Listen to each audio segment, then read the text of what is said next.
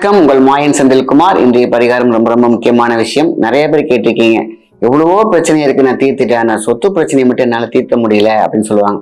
இந்த சொத்து பிரச்சனை பாத்தீங்கன்னாக்கா மனம் கோளாறு அப்படின்னு சொல்லுவாங்க. சின்ன விஷயம்தான், ஈகோ. இந்த ஈகோ தான் நம்ம பெரிய பெரிய விஷயமா இருக்காது. இந்த ஈகோல பாத்தீங்கன்னாக்கா ஒரு பெரிய பெரிய விஷயம், சந்தோஷமான வாழ்க்கையை நம்ம இழந்து விடுவோம். ஏன்னா இன்னைக்கு சொந்தக்காரங்களுக்குள்ளேயோ ஃப்ரெண்ட்ஸ்குள்ளேயோ ஏதோ ரூபத்துல பாத்தீங்கன்னா சொத்து பிரச்சனை இருக்கும்.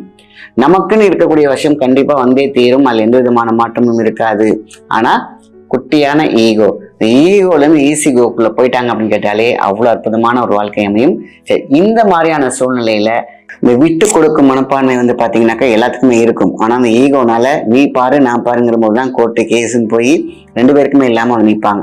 ஸோ இந்த சொத்து பிரச்சனைகளை தீர்ப்பதற்கு தெய்வத்தினால் ஆன ஒரு பரிகாரம் தான் இன்னைக்கு பார்க்க போறோம். இதுக்கு தேவையான விஷயம் ஒரு பூசணிக்காய். ரொம்ப பெரிய பூசணிக்காய் கிடையாது, ரொம்ப குட்டியா எடுத்துக்கோங்க. அதை ரெண்டாய் வெட்டிக்கோங்க. ஒன்னு எப்போதும் பத்திரமா வச்சுக்கோங்க. ஏன்னா நம்ம போடக்கூடிய இந்த விளக்கு பூசணிக்காய் விளக்கு பாத்தீங்கன்னா 5 வாரங்கள் டு 8 வாரங்கள் பண்ணலாம். 5 வாரத்துல நல்ல ரிசல்ட் கிடைக்கும். ஏன்னு கேட்டீங்கன்னா இந்த பூசணிக்காய் விளக்கு பாத்தீங்கன்னாக்கா குடும்பத்தை விளக்கேற்றி வைக்கக்கூடிய சக்தி. எல்லாத்துக்கும் புரிதல் என்ற ஒரு விஷயத்தை குறிக்கும். சில பேருக்கு தீராத பகை இருக்கும், என்ன ரீசனே தெரியாது. குடும்பமா வந்துட்டு இருக்கலாம்.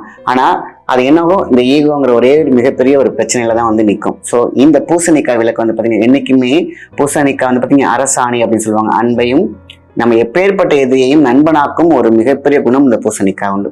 அதனாலதான் பாத்தீங்கன்னா நம்ம நல்லா நினைக்கிறோம் பூசணிக்காய் திருஷ்டிக்காக உடைக்கிறோம். அப்படி கிடையாது. இப்படி உடைக்கும் பொழுது எப்பேற்பட்ட துன்பமும் உடைந்து போக வேண்டும். இது நொறுங்குற மாதிரி என்னுடைய பிரச்சனைகள், எங்க வீட்டில் இருக்கக்கூடிய பிரச்சனைகள்லாம் நொறுங்க வேண்டும். அதே மாதிரி பாத்தீங்கன்னா நிறைய விஷயங்கள் இந்த பூசணிக்காய் சொல்லலாம். இந்த பூசணியோடைய எனர்ஜி சாதாரண விஷயம் கிடையாது. மார்கழி மாசத்துல ஏன் பூசணிக்காய் பூ வைக்கிறாங்க அப்படின்னு கேட்டீங்கன்னாக்கா அது ஒரு டிஷ்ஷான்ட்ன மாதிரி எல்லா வகையான சக்திகளும் பாத்தீங்கன்னா பூலம் நோக்கி வரும் பொழுது அதை ஏற்கக்கூடிய ஒரு மிகப்பெரிய ஒரு அப்சர்வர், ஒரு மேக்னெட் தான் பூசணி பூ. பூக்கே இந்த குணம் இருந்துச்சுன்னா காய்க்கு எவ்வளவு விஷயங்கள் இருக்கும். பல நல்ல விஷயங்களை இந்த காயை வச்சு பண்ணியிருக்காங்க. யாரும் அடித்து கொள்ளாமல், மிகப்பெரிய பிரச்சனை, உயிர் சேதம் இல்லாமல், அதே மாதிரி நார்மலாக ஒரு சொத்து பிரச்சனை தீரணும் அப்படின்னு கேட்டீங்கன்னாக்கா இந்த விளக்கு ஏற்றி ஜஸ்ட் ஒரு அம்மன் கோயில் இல்லைன்னா அம்மன் நம்ம வீட்டுக்கு அம்மன் படத்துக்கு முன்னாடி கூட வைக்கலாம். கொஞ்சம் சின்னதாக வைக்கோங்க, ரொம்ப பெருசா வேண்டாம். வெட்டிக்கோங்க. வெட்டிட்டு அதில் போட வேண்டிய 3 எண்ணெய், நல்லெண்ணெய், தேங்காய் எண்ணெய், நெய். அவ்வளவுதான். நல்லெண்ணெய், தேங்காய் எண்ணெய், நெய் 3ஐயுமே மிக்ஸ் பண்ணி நீங்க ஒரு விளக்கு போடுங்க. விளக்கு திரி எந்த வேணாலும் போடலாம். நீங்க ஏற்கும் போதே என்னுடைய குடும்ப சொத்து பிரச்சனை தீரணும், எனக்கு சாதகமாக வர வேண்டும், அதே மாதிரி யாரும் எந்த மனமும் புண்படாமல் இந்த பிரச்சனை தீர வேண்டும்னு நினைச்சு வேணாலே போதும். அம்மன் தாயிடம் இதை வேண்டும் பொழுது இந்த பூசணிக்காய் விளக்கில் ஏற்படக்கூடிய ஒரு சக்தியும் எல்லாருடைய மனமாற்றம், ஈகோ டு ஈஸி கோ முடிஞ்சிடும். ஸோ அப்ப இந்த பிரச்சனைங்கிற விஷயமே அங்க இருக்காது. ஏதோ ஒரு வகையில பாத்தீங்கன்னா சுமமாக யாருக்காவது நல்ல விஷயம் நடக்கும். ஆனா அது யாரும் மனம் கோணாமல், எந்த விதமான பிரச்சனையும் இல்லாமல் அது தீர்த்து வைக்கப்படும். இது பெரிய கணக்கு, நான் ஷார்ட்டா சொல்லிட்டேன். இந்த சின்ன விளக்குல, அதாவது பூசணிக்காய் விளக்குல அவ்வளோ பெரிய மகத்துவம் உண்டு. இது நார்மலா சொத்து பிரச்சனை தீர்க்கிறதோ இல்லையோ, வீட்டில் இருக்கக்கூடிய மிகப்பெரிய தீய சக்தியை ஒழிக்கக்கூடிய ஒரு சக்தி இந்த பூசணிக்காய் விளக்கு உண்டு. அதே மாதிரி காரிய சித்தி, வீட்டில் ஏதாவது நினைச்சிருப்பாங்க, வீடு கட்டணும்னு நினைச்சிருப்பாங்க, பணம் இல்லாமல் இருக்கும், லோன் போட்டிருப்பாங்க, அத்தனை விஷயத்துக்கும் சப்போர்ட் பண்ணி கொடுக்கும். ஆக குடும்பம் நலம், நிம்மதி, பேராசை இல்லாத ஒரு அழகான ஒரு குடும்பம், இப்படி சந்தோஷம் நிறைந்த ஒரு குடும்பத்தை கொடுக்கறதுக்கான ஒரு விளக்கு தான் பூசணிக்காய் விளக்கு. நார்மலாகவே பூசணிக்காய் விளக்கு வீட்டில் ஏற்றலாம். அப்போ பாத்தீங்கன்னா இது எப்போ ஏற்றலாம் பார்த்தீங்கன்னா சனிக்கிழமை. ஒவ்வொரு சனிக்கிழமையும் இது மாதிரி 5 சனிக்கிழமை நீங்க வீட்டில் ஏற்றி பாருங்க. வீட்டில் சொத்து பிரச்சனை மட்டும் கிடையாது, ஆக பிரச்சனை, கணவனுக்கும் மனைவிக்குமே உள்ள பிரச்சனையே தீரும். குழந்தைங்க அடிச்சுக்கிறாங்களா, குவாலிசம் தீரும். அதே மாதிரி ஆபீஸ்ல பிரச்சனைகள் இருக்கா, தீரும். இப்படி பிரச்சனைகளை தீர்க்கறதுக்கு சூப்பராகவே ஹெல்ப் ஆகும்.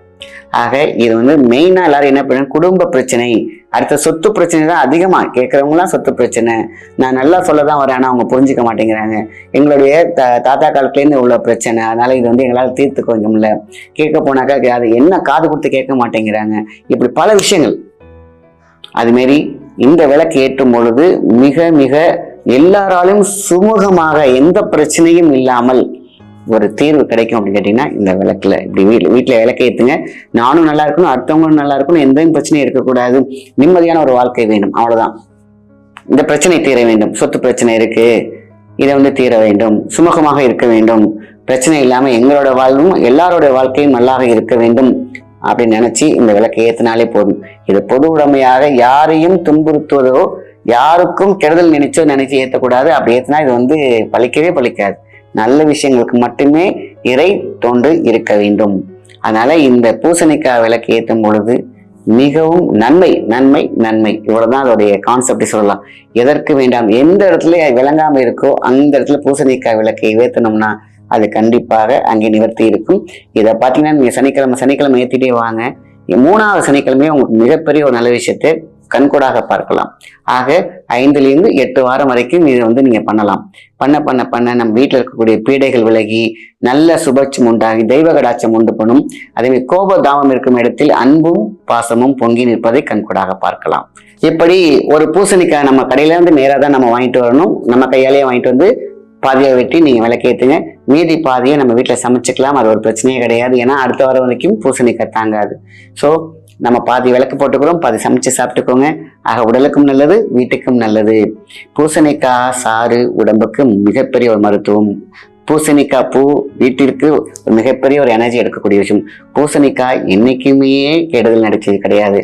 பூசணிக்காயில பாருங்க, இதுக்காக திருஷ்டி சுத்தி போட்டாங்க, அமாவாசை பௌர்ணமிக்கெல்லாம். ஏன்னு கேட்டீங்கன்னா அவ்வளோ பெரிய நல்ல சக்திகள் இந்த பூசணிக்காய். இன்னும் சொல்லிக்கிட்டே போகலாம் பூசணி பத்தி. பூசணி அரசாணி வீட்டுல எந்த விதமான துன்பமும் இல்லாமல், இடைஞ்சல் இல்லாமல், இடையூறு இல்லாமல், பணப்புழக்கத்தோடு மிக சந்தோஷமாக வாழக்கூடிய அற்புதமான ஒரு காய் அப்படின்னு கேட்டீங்கன்னா பூசணிக்காய். நல்ல விஷயத்தை மற்றவங்க ஷேர் பண்ணுங்க. நன்றி, வணக்கம்.